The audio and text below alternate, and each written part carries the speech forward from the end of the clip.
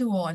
We have gathered for yet another interesting Ecotech talk of Exneco today, and we have with us Mr. Devjyoti Mohanty, who has 3 decades of experience involving business management, strategic planning, and project management. Presently, he is working in the ESG space with focus on solar, water treatment, and fundraising for ESG projects.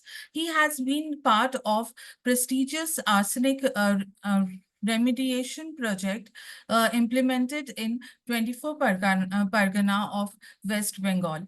This was done with technology transfer from Lawrence Berkeley National Laboratory, USA, and was done in collaboration with USITF, that is US India Technology Fund, and DST and the Government of India. He is also the founder of Haslo Consultancy. Our topic for the day is chartering a sustainable path, highlights of India's Union Budget 2024. We at Exneco are proud to have Mr. Mohanty for our Ecotech talk. Exneco stands for exploration, networking, collaboration, and we are trying to build a platform for sustainable enterprises for the common good. I welcome Mr. Mohanty for today's Ecotech talk. My first question to Mr. Mohanty is, what was the inspiration behind the starting of company Haslo, and what are the objectives of the company? Thank you, Shrestha, and thank you, Exneco, for giving me this opportunity. It is indeed a very privileged moment for me. Thank you once again. See, Haslo started off in 2019. The objective that it was founded with was to work in the health and wellness space. And we started with health and wellness communications, which included medical writing as a part of it. Co-authoring texts was there, writing these takeaway literatures as you walk into a hospital and out, and various other surveys and things like that within that space. There was an initial thought that we would be focusing on the renewable side of the story.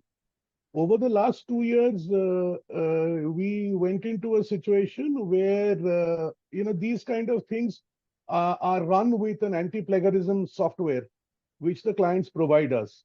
But thanks to Chat GPT and the rest of its like products, the processing time with the client took time because they wanted to be doubly sure while we were doing the work well and it was going along. So it sort of focused in on taking health and wellness to a different zone, which was to look at even water. Water came in because of my past experience in working with a RO company based out of Gurgaon, which is today one of the top 3 in the space. And we had the exposure of having done community water services where we were successful and lucky enough to have sold it. And in this project of arsenic remediation, Jadavpur University's change management program had a large role to play. And that learning and a colleague of mine who was working in this project, and we became good friends over the last 10 years, we thought we would give this a business shape. And he is still working in the water treatment aspect in Kolkata. And as a result, this was basically the change in Haslo 2.0. We still carry the medical communications line of business, not that focused because we decided to take it on as each co-founder to focus on their key strengths.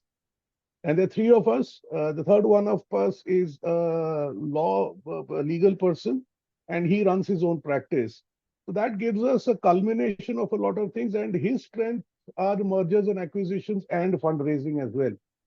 So I would say the inspiration was basically health and wellness because all the founders have been born into the health fraternity of grandparents or parents being in that line of business. Not line of business, I would say, but being in the healthcare sector. So that was possibly the driving force. And that's where we are right now. That's great, sir. So tell us about the most unique sustainable project of Haslo. See, Haslow's ESG business is in an infancy stage. So we have done as a team separately. I mean, I have done it individually. Arsenic is one. We have done iron removal and the regular kind of projects, but our focus is not on the RO. So it's going to be iron, maybe fluoride removal and arsenic remediation definitely.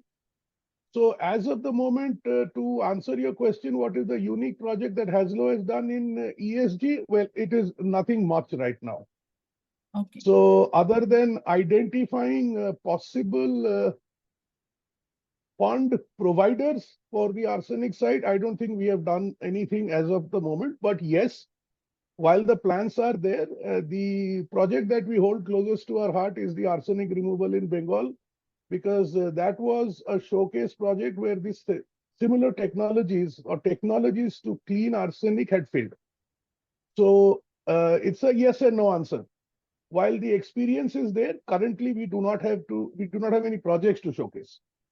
Yes, sir. But then you do have the experience which you can easily scale up, right, sir? Yes, and the team is there, and the team Yes. which originally did this project still is there. Yes, sir. And sir, now moving to the topic of the day. So what are the key sustainable initiatives in India in the Indian Union Budget 2024, and how do they align with global sustainable goals? See, this budget is, in my personal opinion, is clearly driven at the SDGs and the climate change programs that are being rolled out over the last 8, 9 years. I mean, 2015 was where the climate change matters started to happen. People did take notice. So I believe that yes, this is on a path of a global sustenance program where every country has to contribute their part of it. Unless one does that, then the globe as a whole will continue to be where it is today. Now, the key sustainable initiatives, if you see, are some which were always there, but they did lose focus over a period of time. Rooftop solarization is one which is critical to the requirement.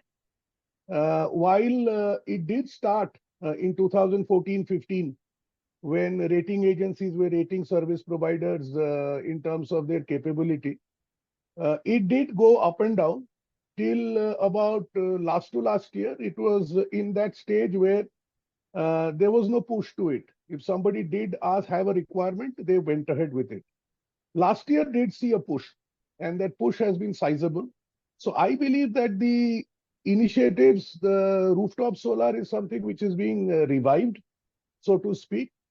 There is this electric vehicle ecosystem that is being built. While a lot of articles have come in the newspaper over the last 3, 4 weeks that EV buyers are trying to sell their vehicles and go back to the regular internal combustible engines, petrol, diesel, and that. But the EV ecosystem will build, considering the amount of investment that large automobile players have been putting in. That investment will come in. It may take a little longer time, but electric vehicle is critical to the entire aspect, because that is where the transport sector will deliver. One thing which we have seen over the last 1 year is likes of Zomato using electric carts for their large orders. Then there are certain startups who, about a couple of years back, are doing the last mile delivery using electric vehicles. That is the second one. The offshore wind, which is key again, is there. While the amount is quite huge that the variable gap funding is being identified with, the offshore wind should take off because India has a large coastline, and I'm not really an expert to say how and where that offshoring can happen. But states which were not identified hitherto, like Odisha, for example, have been. So there is a lot of action that one will see there. The National Green Hydrogen Mission, which is just taken up, and from the budget allocations over the next 6 years, it looks to be one of the key sustainable initiatives that is there. Coal gasification, I'm not a specialist on that. So that is one which was actually crying to be identified in terms of the environment area. Climate resilient agriculture will show a lot of way forward because we are an agrarian country and a lot of states depend on that particular setup. So as a result, I think there is enough and more that is happening. There are organizations in the mid-range, organizations in the lower end, smaller range like us, and the larger players who will possibly come into play. And I think from a business perspective, there is a lot to happen, and there's a lot of scope that is available right now. So I think yes, it's been about time that the focus came in, and it has come in at the right point of time. Yes. So now moving on to the next question, how is the budget addressing the transition of renewable energy and what impact could this have on India's energy sector? See, the transition that is happening, in the rooftop solar, if I were to compare 2016 when we were working in that line, it was more or less a subsidy-driven activity. And there was, with due respect to all the ecosystem partners, it was like a typical subsidy-driven activity of the mid-70s to mid-90s, where it is I put in the money and I recover my asset cost, whether the project succeeds or not. I will not say everybody did it, but quite a few did. Again, the larger aspects, like the size of a 1 megawatt unit then and now are two different things. So the technology has enabled the solar projects to take a better shape because of their efficiencies that have increased over the scale. I mean, efficiencies of scale have improved over the last 9 years. The challenges still remain. While there is a demand which always outstrips the supply, in terms of energy requirement, wherever we talk, be it at the homes or factories or offices or wherever they are. Then there is the fossil fuels contribute to the pollution. While we talk of the pollution, but we don't really have a choice as of this moment. The pluses and minuses are there. We have had the EVs being sold, but the purchase being questioned by the buyers right now. These are passing teething phases, which will have to be addressed, and they will be addressed. There is water and land constraint, which is huge. Today, water is becoming a challenge. Land will always be a challenge, which is there. What is most critical is the coordination amongst all these, stakeholders who will be there. While the money comes in, the project funding is there, but then there are multiple stakeholders. And I'll give you a small example. Let us say we want to do a water treatment plant in a village. We would need the solar that can come in there.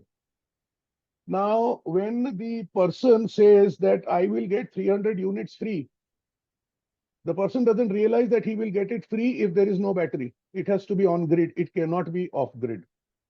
So now the awareness has to be brought in. It cannot be just said that, yes, it is free. But there are conditions which are there, and those conditions are never highlighted. And these conditions can't come in with a small asterisk and a font size that is much lesser. So these are certain challenges which will get addressed. Opportunities are huge if we are able to hit it off right. Energy security comes into play. Once the demand and supply is addressed, automatically the fossil fuel impact will start to reduce. Having a large coastal belt will help. With the, for example, if I take solar, with the sizing that has reduced and efficiency is increased, rooftops can be utilized much better because after all, in India, the rooftop of a house, I'm not talking about apartment blocks, does have more than 1/3 of it under different uses. There is a water tank there is a storage area there, and it is more or less kept for other utility services. So these are certain things which are there. I mean, with emission reduction, energy getting addressed, it is there. Just that the targets are there where, wind has a 500 megawatt till 2030, but we are talking about 1 gigawatt in this year. The ultra mega renewable energy parks, which are being lined up, should be able to address that. So in a nutshell, the transition will take a little time. In some of the aspects, it will take lesser time. In some of the aspects, it will take a longer time. And I think over a period of time, yes, it should get addressed. I mean, with a tongue-in-cheek answer, whether we hit it in 2030 or we hit it in 2035 is the question. But yes, transition will happen. It has to happen. I mean, we are now at a stage where it cannot happen. Yeah. So when it has to happen, it will face roadblocks. It will face people who will question the efficiencies without seeing it. And but then the opportunities are huge. The opportunities are Yes. huge. Skill building will happen, and a lot of activities will happen. So I believe that the addressing has happened, and that is a great start. And to Yeah. ensure that the entire bucket is available for everybody to use is a huge thing. True. So now moving to the next question, does the union budget cover any tax benefit or subsidies for sustainable practices? See, tax benefits. The only benefit that I did see was the angel tax being brought down to zero, corporate taxes being reduced by 5 percentage points. These are indirect benefits which are definitely there. If you look at it from the solar perspective, with the free electricity and all other support, subsidy support, that according to the budget is about 75,000 crores, which is being targeted. The offshore wind is about 7,000 odd crores for the variable gap funding. That's the majority has to be a commitment from the company that is putting it in. If the company doesn't put it in, then the variable gap funding will turn into a full-fledged grant. So variable gap funding is where the operations and maintenance will be supported, and the assets will have to be put in by the manufacturer. A hydrogen project is there, which is again another 19,000 crores over the next 5-6 years. Then the agriculture part is there, which is about 1.52 lakhs, which is there. The wind will definitely go up once this happens, the variable gap funding and the activities happen. The asset investments that will come in is huge, which possibly also has some role of the angel investment tax, but that is again for startups which are predefined in a different format. So to answer the question, direct tax benefits, I personally don't see. Subsidies are not direct. Subsidies are also performance driven, which is if I buy a 2 kilowatt rooftop solar, I get a 60% off. And I get to generate that electricity and my bills gets adjusted. So that 18,000 per month savings or 18,000 per year saving will only happen if I do my part. So I think this should be a success because there is a commitment of the buyer. And as I said earlier, this is no longer that subsidy game that I find ways to recover my asset cost. Here I have to take care of it to really benefit out of it. That with R&D, skilling-based programs that are there, reduction in the basic custom duty, you can call them as subsidies, but I feel that they are more performance-linked initiatives that incentives, sorry, which are actually have holding the key part of it. True, sir. So now moving to the next question, are the startup support programs or funds specifically aimed at eco-friendly startups and innovations in the budget?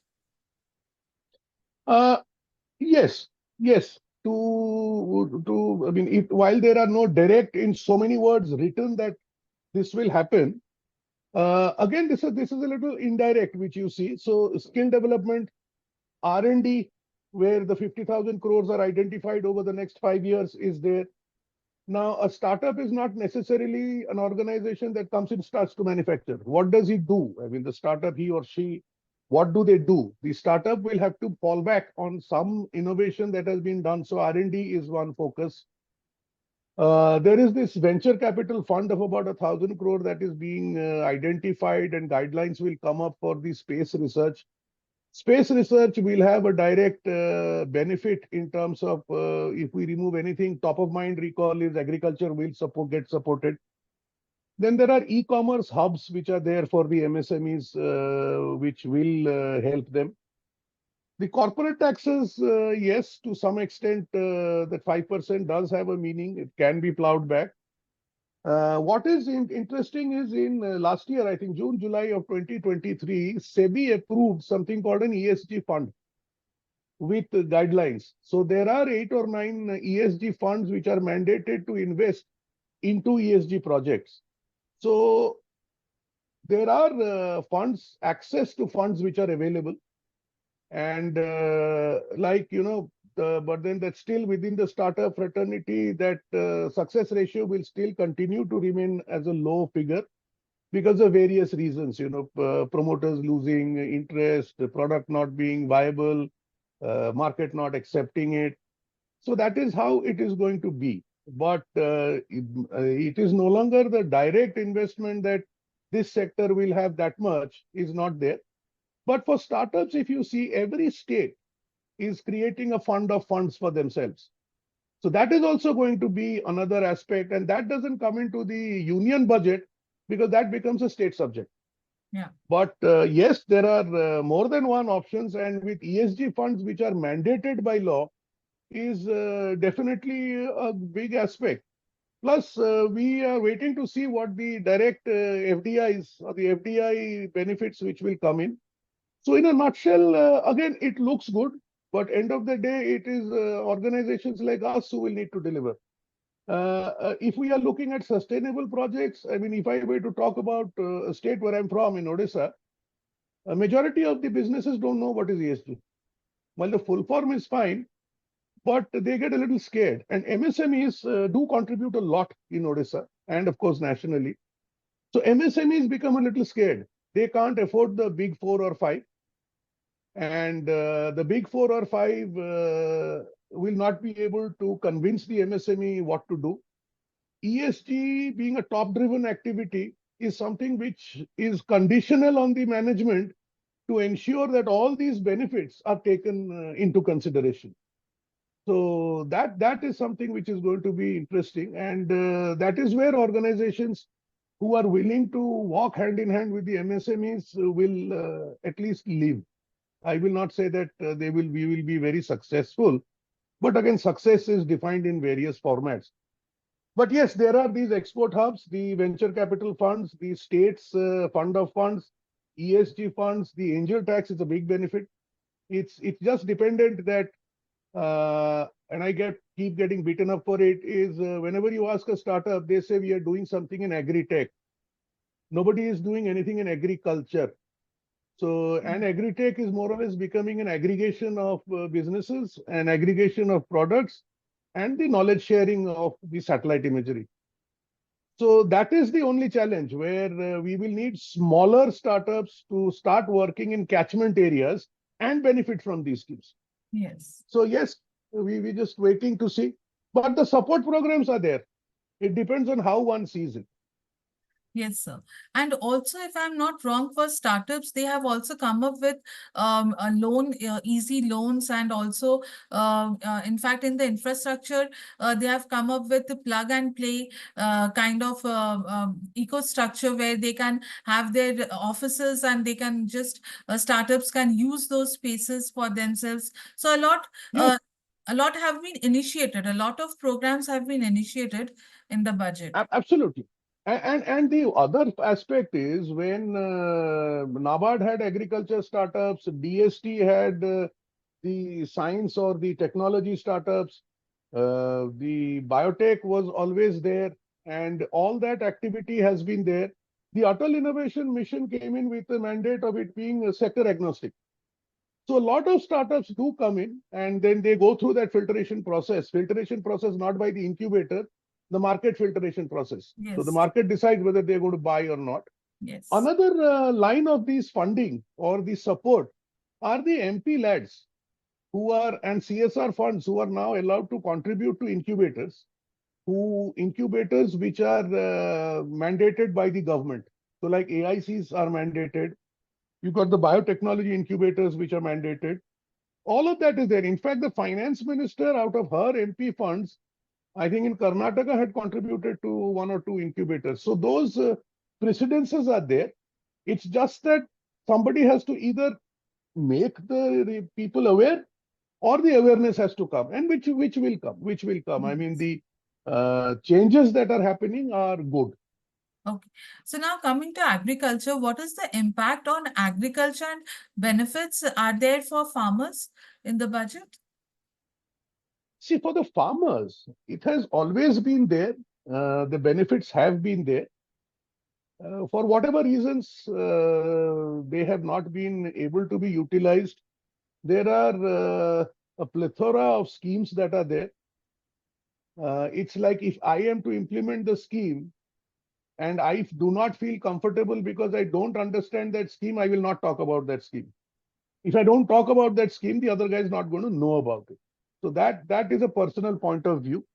But if you see the allocation of money, and for the first time we are talking climate resilient agriculture, and we are not talking a particular crop like millets, for example. I have nothing against millets, but unfortunately, that product became a fashion statement over the last 18 months.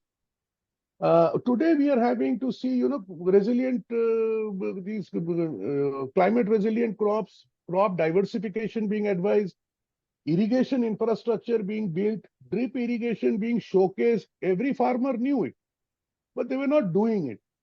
And nobody wants to get out of their comfort zone. And we've got this time inclusion of dairy as well as aquaculture, which is there. So the entire agriculture and allied fields, which is there. Water management is critical. We have seen a lot of times where erosion happens during the rains. So there are new technologies which are there. There is this rubber check dams which are put in place. So all these activities are happening. Agriculture is the focus, and it should have been that long back. And again, it's going to be the challenge of implementing it. So and then there are catchment projects that are coming up. It's not that one is identifying, let us say, for example, tribals, or one is identifying somebody else, but then this activity is going on. And there is a lot of benefits that are there, other than the standard benefit of income enhancement that is there. Market access is there. Diversification will ensure that the income enhancement happens. There are smaller things that are happening. There are landless laborers who can't even grow for food, or can't even grow vegetables for their own home use. So there are these grow bags which are being put. Mhm. And with the manure and the advice and the support, these grow bags have been able to add value. Not much right now, because the amount of vegetables that a family needs, 5 or 7 grow bags of 3 feet by 2 feet is not going to suffice. But then that activity has at least started. People Yes. are seeing that it is happening, and the other person who's not using his land is not feeling threatened. In fact, in the So budget, all there's also the mention of having clusters of manufacturing growing vegetables near to the cities. So this is also a new concept, which is now there, which has been highlighted in the budget, that they are trying to have these vegetable hubs where farmers will be encouraged to grow vegetables near the cities so that the cities can get more vegetable supply. absolutely, So a absolutely. very thoughtful like initiative. And along with that, See, it had to happen. yes, Yeah, you and you telling something. yeah, and along with that, also the low, I mean, the rate has been increased. The buying rate has been increased by the government also. So again, they have thought of the farmers this time in a very from a very different angle. They have thought of the farmers. And now coming to the next question, how does the union budget promote green finance and investments? Uh, Green finance that is being done right now is purely from the governmental side. But one which was very happy about is, the climate finance taxonomy, which the details are still being worked out. But this is again linked to deliverables. So if a company or organization delivers, then they can get the support. So that is something which we are looking at. And that activity should see a lot of traction. that will ensure that there is a lot of global credibility. If organizations start to work towards the climate aspect of it, there will be a lot of credibility that is there. Uh, on the financing side, for the renewable energy, the MNRE, Ministry of New and Renewable Energy, budgets have been increased. The solar power projects have seen an enhancement in terms of the subsidy, and subsidies have been rolled out. The green hydrogen projects have started to take shape. So a lot of finance will start to come in. And I believe that the ESG funds are still at a nascent stage. It's about a year, and guidelines have just been drawn out. So that is something which will be there. What will contribute in the mineral side is, for example, for lithium or copper or things which are required for energy, the reduction of basic custom duty is going to act as a catalyst. May not be a direct money being provided or a support being provided, but the funding for these renewable energy and sustainability is thankfully a catalyst, more of a catalyst than a direct handout. So we will see serious players coming in, and that is something which we hope we should be able to have a good positive outcome of the entire thing. So as usual, a few success stories will then help the cause, which will be there. Yeah, true, sir. So now, coming to the last question, talking about the transition, the transition to green economy will require new skills. So how does the budget address the skill development needs? See, while the budget has addressed in the terms of money that they will be providing 7.5 lakhs as a guarantee for skill development projects or each project, those details I have not seen. But you see, there has been a green skill development program which is being run by the Ministry of Forests and Environment for quite some time now, and they have rolled it out across a lot of states. So those green skills will not have the green hydrogen, or will not have water treatment, or may not have the wind energy. But I'm sure these skills will now start to be built, and these skills will have to be built because we don't have a choice, because the manpower cost is going to ensure, if we get people from outside, that all the subsidies or the catalysts of tax reduction and customs duty reduction go to zero, because these will then get into higher costs. But yes, the green skill development is happening in different formats. The states are engaged, agencies are engaged working there. So I believe that while solar has been there, organizations who do business in this rooftop solar train electricians separately. So those business need training is happening. So I think but then the skill, more than the skill, is going to be the retention aspect of it, unless it has to move in that direction. Yes. But yes, the skill program is already there in place. Okay, that's great, sir. So now we can see that there has been good initiative in this direction when we talk of sustainability and green investments, and also what the government has thought of in terms of sustainable organizations, startups. So there is a wind of change. In fact, we can say that in the budget, by looking at the budget. So it was great talking to you, sir, and your inputs were really valuable. We thank you, sir, for being at Exneco's platform.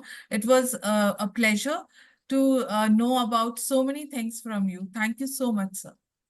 Thank you so much, Shrestha. Thank you. And thank you, Exneco, for this great opportunity. Thank you so much.